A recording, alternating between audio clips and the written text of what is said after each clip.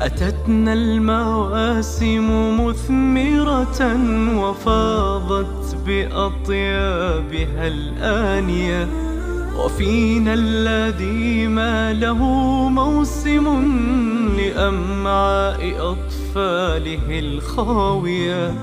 تطيب القناعة في يده ولا تنحني نفسه السامية.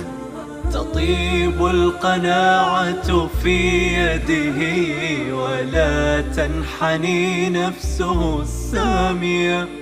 أتتنا المواسم مثمرة وفاضت بأطيابها الآنية، وفينا الذي ما له موسم لأمعاء أطفاله الخاوية.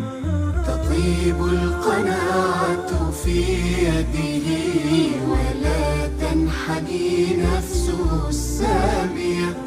تطيب القناعة في يده ولا تنحني نفسه السامية.